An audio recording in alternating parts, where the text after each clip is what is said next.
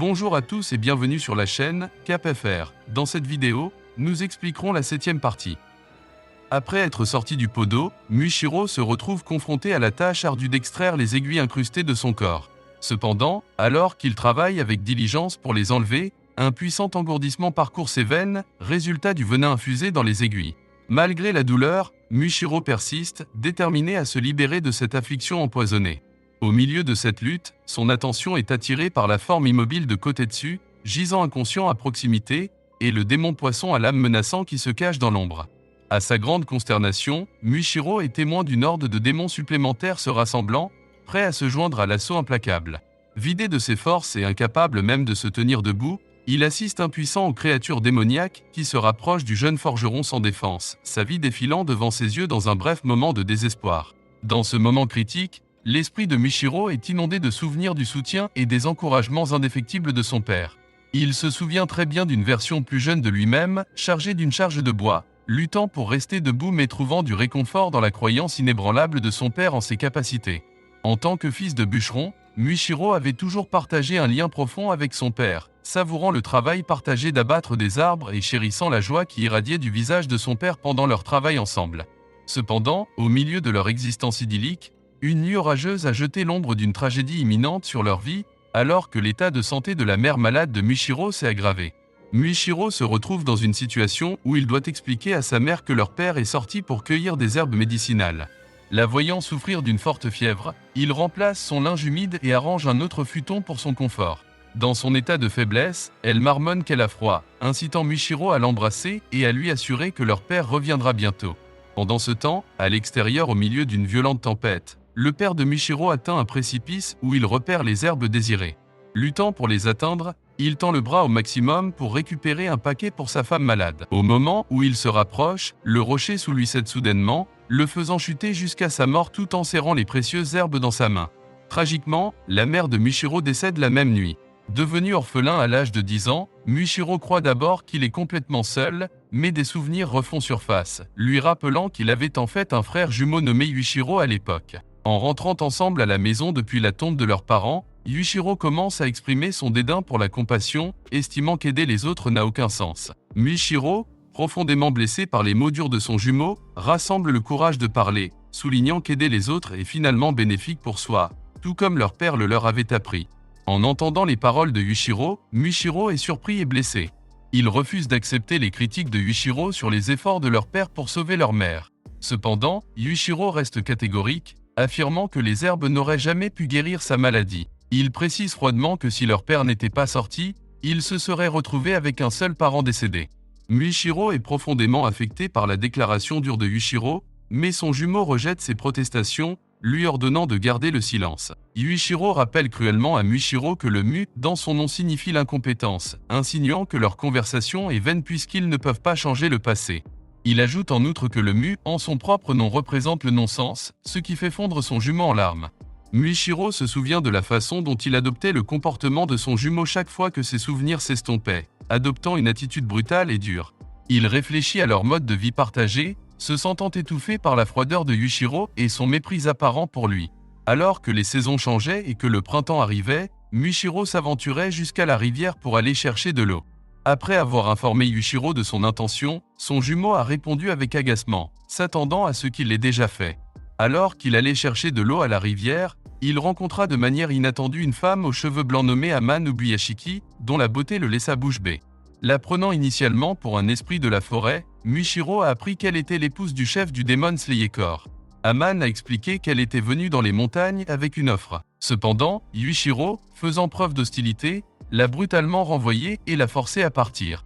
Plus tard dans la nuit, Muichiro a partagé son enthousiasme avec son jumeau à propos d'Aman, révélant leur ascendance en tant que descendants des épéistes originaux qui ont utilisé le premier style de respiration. Pourtant, Yuichiro n'a pas tenu compte de son enthousiasme et lui a ordonné de laver du riz. Muichiro a tenté de transmettre sa conviction qu'ils devraient devenir des épéistes et utiliser leurs compétences pour aider ceux qui souffrent de démons. Alors que Muichiro exprime sa croyance en leur capacité à aider les autres, Yuichiro claque avec force son couteau sur la planche à découper, coupant brusquement les mots de son jumeau. Consumé par la colère, il confronte Muichiro avec une rage brûlante, se demandant comment il pourrait envisager de devenir un épéiste alors qu'il ne peut même pas cuire correctement le riz. Yuichiro continue en critiquant l'optimisme inébranlable de Mushiro, le comparant à leur mère qui cachait sa santé détériorée et à leur père qui s'aventurait dans une tempête pour aller chercher des herbes. Rappelant ses vaines tentatives pour persuader leurs parents de donner la priorité à leur propre bien-être, Yuichiro affirme amèrement que l'acte d'aider les autres est un privilège réservé à quelques élus. Doutant de l'importance de leur lignée en tant que descendants d'épéistes, il conteste la croyance de Mushiro en leur potentiel, affirmant que leur destin est destiné à être une disparition sans but et sans valeur, tout comme celle de leurs parents. D'un ton plat, il rejette toute autre conversation sur le sujet et demande à Mushiro d'aider à préparer le dîner. Au lendemain de leur intense dispute, Mushiro se souvient très bien du silence qui s'est installé entre lui et son jumeau. Leurs conversations autrefois animées ont cessé et ils ont à peine échangé un mot, sauf le jour où ils ont eu une altercation physique où Aman leur a rendu visite à nouveau. Depuis cet incident, Yuichiro avait froidement ignoré Mushiro, refusant d'offrir toute aide même quand c'était nécessaire, son visage éternellement gravé d'un air renfrogné. Au cours d'un été insupportablement chaud, les deux jumeaux se sont retrouvés constamment irritables, les nuits étouffantes n'offrant aucun répit à la chaleur étouffante et au bourdonnement incessant des cigales. Une nuit sans sommeil, Mushiro tourna et se retourna dans son lit, trempé de sueur, incapable de trouver du réconfort dans le sommeil. Alors qu'il se levait pour étancher sa soif, il remarqua que Yuichiro aussi était éveillé, visiblement dérangé et en sueur. Soudain, un démon se matérialisa dans l'enceinte de leur maison, pris au dépourvu par le fait que seuls des enfants étaient présents. Son regard malveillant était fixé sur Mushiro, prêt à l'abattre. Yuichiro sauta rapidement du lit, se positionnant comme un bouclier entre Mushiro et l'attaque du démon.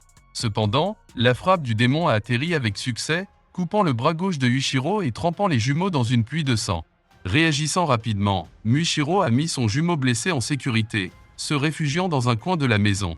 Le démon est devenu de plus en plus agacé par les cris de douleur de Yuichiro et a déprécié la valeur du bûcheron, rejetant leur vie comme insignifiante. À ce moment-là, quelque chose en Mushiro se brisa, déclenchant une vague incontrôlable de fureur violente qui le consuma. En réfléchissant à l'événement maintenant, Mushiro a encore du mal à comprendre l'intensité de cette rage et admet n'avoir aucun souvenir de ses actions pendant cette période. C'était comme si un rugissement féroce jaillissait de son âme, et en un clin d'œil, le démon a rencontré une mort horrible, piraté par divers outils de jardinage et empalé sur des piquets en bois et des pierres. Malgré ses blessures graves, le démon se tordait dans une douleur atroce, incapable de trouver la libération dans la mort. Finalement, alors que la lumière du soleil baignait sa forme tordue, le démon se désintégra en cendres, disparaissant dans l'oubli. Témoin de la disparition du démon, Mushiro a sorti ses armes et est rentré chez lui avec lassitude, mais l'épuisement l'a vaincu à quelques pas de la porte d'entrée. Avec un désir irrésistible d'atteindre son jumeau, Mushiro rassembla chaque once de force pour ramper la distance restante. En arrivant à la maison, il trouva Yuichiro à peine accroché à la vie et se précipita à ses côtés. Yuichiro priait avec ferveur les dieux, les suppliant de sauver son frère. Accablé par la culpabilité et l'autocondamnation, Mushiro a plaidé pour que la punition n'arrive qu'à lui-même, réalisant l'origine du mu en son nom.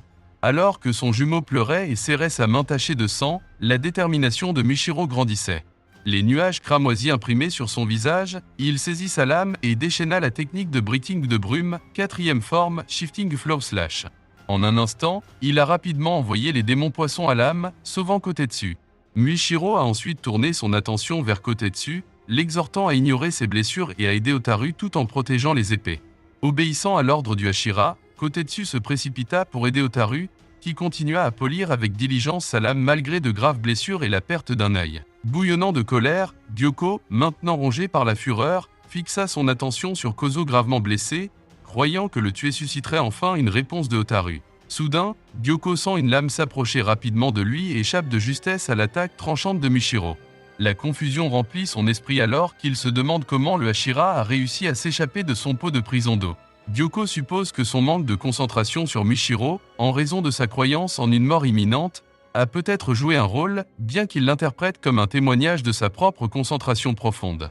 En examinant Mushiro de près, Gyoko reconnaît les marques distinctives sur son visage, les reliant aux informations partagées par Muzan sur cet enfant aux boucles d'oreilles. Perplexe, Gyoko observe que Mushiro semble remarquablement calme malgré sa paralysie supposée, et il se demande comment le Hashira a pu lui faire un slash sur l'épaule. Saisissant l'occasion, Mushiro déclenche un assaut, incitant Gyoko à riposter en dirigeant un pot vers lui et en libérant son Blood Demonar, Octopus Vazel. D'énormes tentacules émergent du pot, arrachant Mushiro et Kozo, brisant des lames et démolissant l'espace de travail environnant. Gyoko réfléchit avec suffisance à l'opinion de Michiro sur ses tentacules résilients et élastiques, convaincu qu'ils ne peuvent pas être tranchés.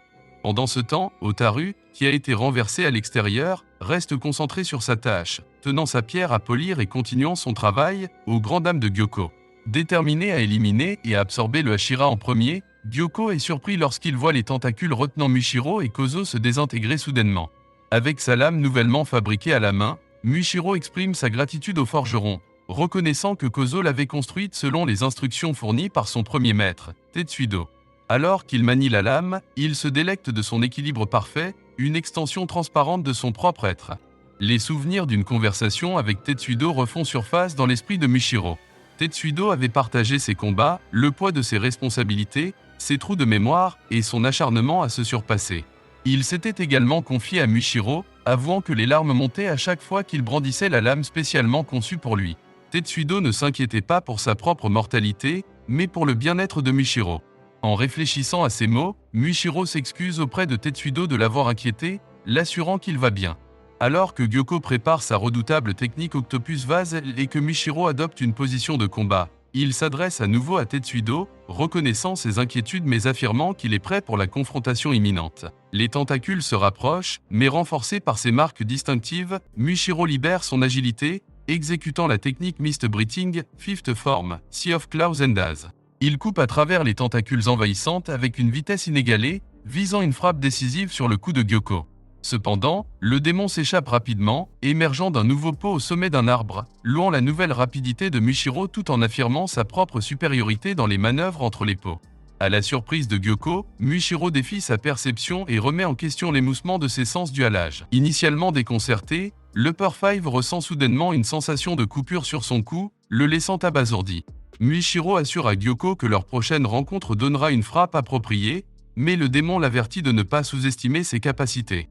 En un clin d'œil, Gyoko disparaît de la vue, réapparaissant derrière Michiro, ses vases prêts à libérer des jets d'eau à grande vitesse. Les mouvements agiles de Michiro le guident à travers la forêt dense, évitant habilement l'assaut. La scène devient plus chaotique alors qu'un SM de démon poisson rouge de Gyoko se matérialise, libérant un barrage d'aiguilles venimeuses en direction de Michiro. Avec une précision agile, le Mist Hashira esquive chaque attaque, son esprit revenant au dernier mot d'excuse prononcé par son défunt jumeau, Yuichiro. Sentant le danger, Gyoko invoque ses tentacules de pieuvre pour piéger Michiro, mais la rapide Hashira saute et danse sans effort hors de leur portée. Dans un geste décisif, Michiro coupe les vases, désarmant Gyoko et fermant les yeux sur son adversaire furieux. Nous sommes arrivés à la fin de cette vidéo, merci d'avoir regardé, au revoir.